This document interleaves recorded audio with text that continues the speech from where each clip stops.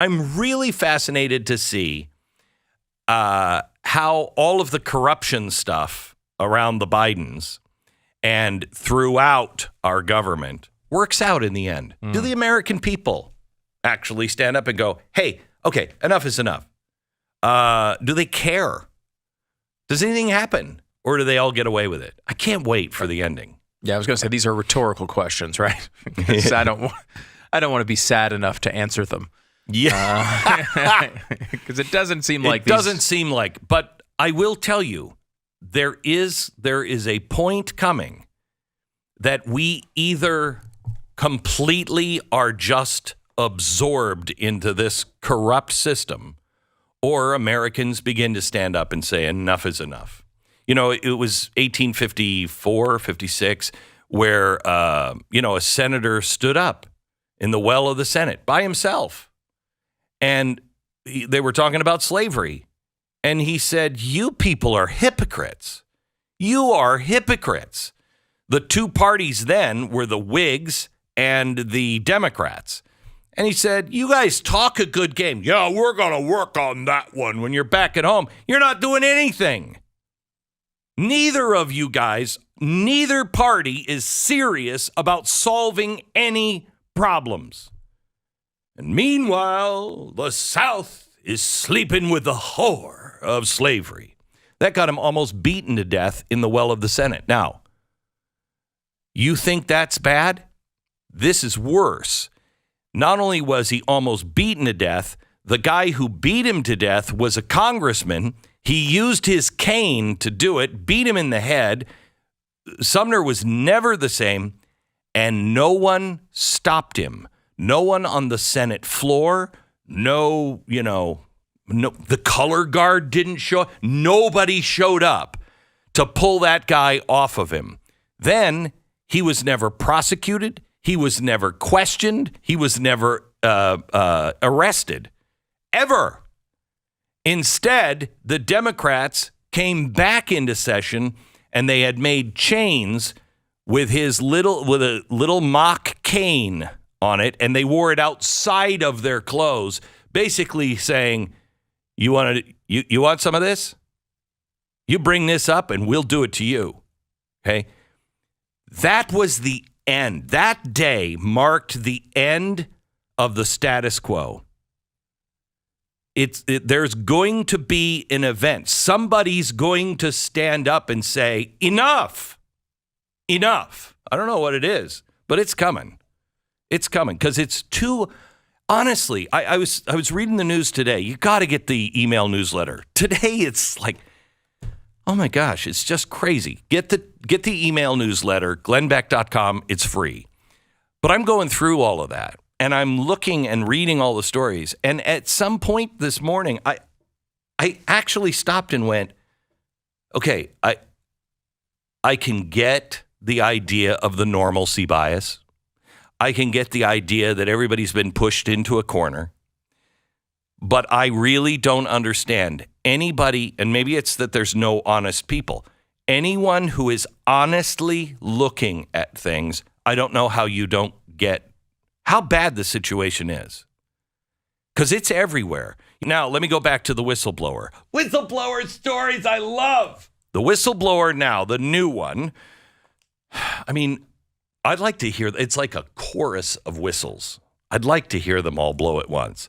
The whistleblower is alleging that the FBI and Justice Department are in possession of a document that describes a criminal scheme involving then Vice President Joe Biden and a foreign national relating to the exchange of money for policy decisions. This is coming from Grassley's office. Grassley is not a bomb thrower. Grassley, I mean, he's too old. I don't think he could pick up and lift and throw the bomb. But he's not a bomb thrower. Also, it comes from the committee chairperson, James Comer. These guys, it's not the same as, I don't know, if you took Marjorie Greene. This is not the same as that. These two have credibility. Now, they say the document includes a precise description of how the alleged criminal scheme was employed as well as its purpose. The document, an FBI-generated FD 1023 form, if there's anybody who knows what that is, that was put in this story, I bet for a reason, allegedly details an arrangement involving an exchange of money for policy decisions. They issued a subpoena yesterday following legally protected disclosures to Grassley's office. They wrote, "We believe the FBI possesses an unclassified internal document that includes very serious and detailed allegations implicating the current president of the United States. What we don't know is what, if anything, the FBI has done to verify these claims or investigate further. The FBI's recent history of botching politically charged investigations demands close congressional oversight." So what you need to know on this is this could be a charge that they investigated, it went nowhere because it was an empty charge. Nothing was really there. However, the whistleblower has seen this document and is leading people to believe, yeah, they didn't do anything. They buried this. With their recent burials that they're doing, just even on Hunter Biden. Why has that guy not been charged? Why has he not been charged for any crime? Any crime. And they're saying, well, we're going to get him on a couple of tax things. Tax things? How about drugs? How about drugs? I mean, even if it's not true, which it absolutely is, the paperwork is in, all of the money being laundered going to the family. There's nothing after, 4 years of knowing all of this stuff? There's nothing? No action? This, and I think Biden is too smart to do this. At one point, he had all of his faculties. I can't imagine that he was like, oh, you want that policy? Well, let me look at the menu here. That one's $14.99. Now, you want a policy on climate change? I can get you into something there for, $800. That ain't going to...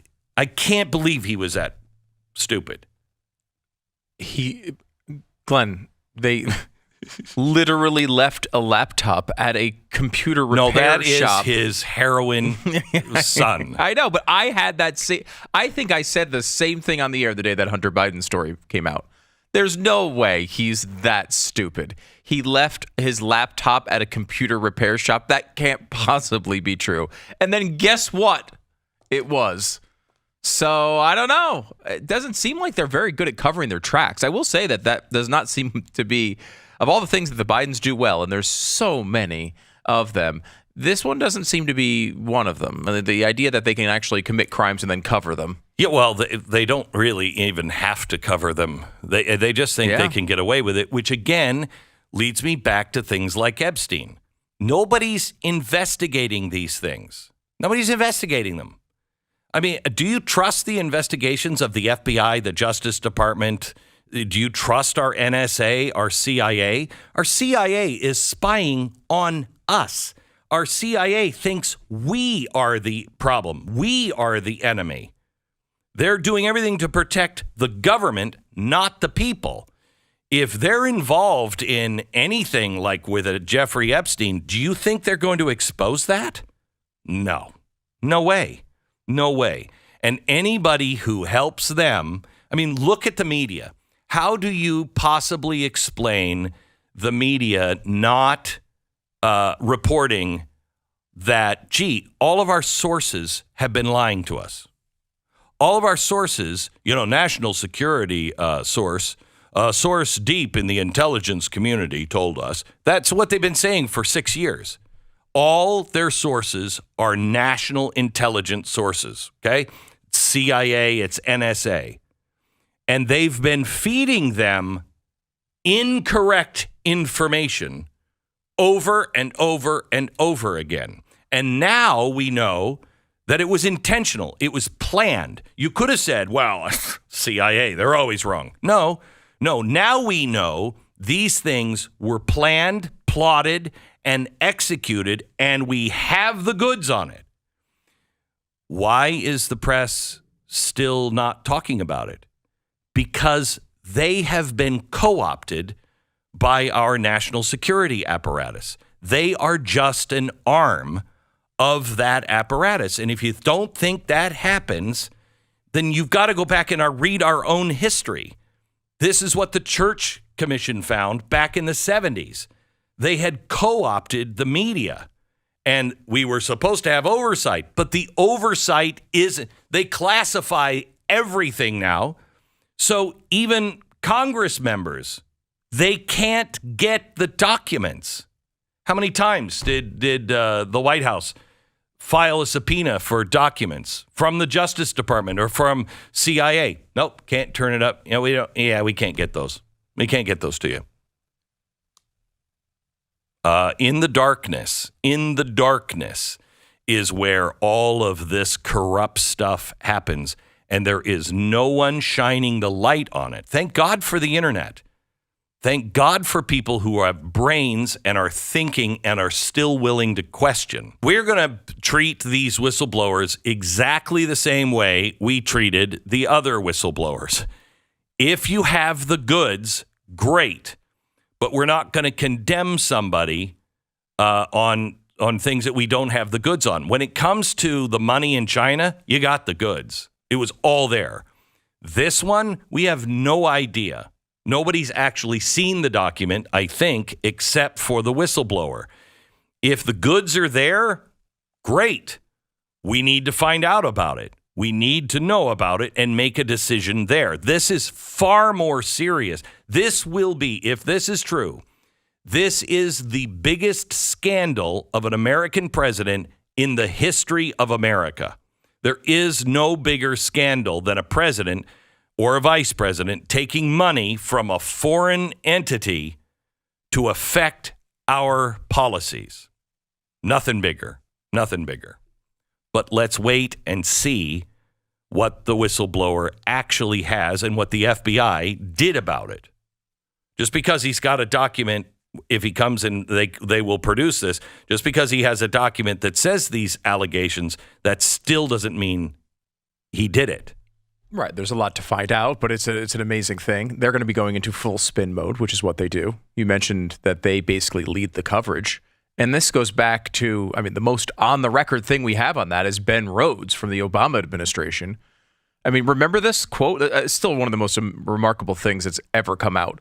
He says, we're talking about how the Iran deal, how they sold the Iran deal to the American people.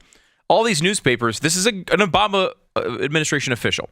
All these newspapers used to have foreign bureaus. Now they don't. They call us to explain to them what's happening in Moscow and Cairo. Most of the outlets are reporting on world events from Washington. The average reporter we talk to is 27 years old, and their only reporting experience consists of being around political campaigns. That's a sea change. They literally know nothing. That's an on-the-record quote from an Obama official. It's true. It's true. This is how they get away with this stuff. When I first got into national broadcast and we were at CNN, do you remember I did a couple of interviews with big legendary names in the industry, and I would come off the floor and I'd go, that person has no idea what they're even talking about. They don't care. They're not interested. They have no idea. They got some questions that a producer handed. So it was bad then. But now you have people that were trained in college and they were told this is what journalism really is, which it's not. And they have no experience. And they're just going in and trusting them. That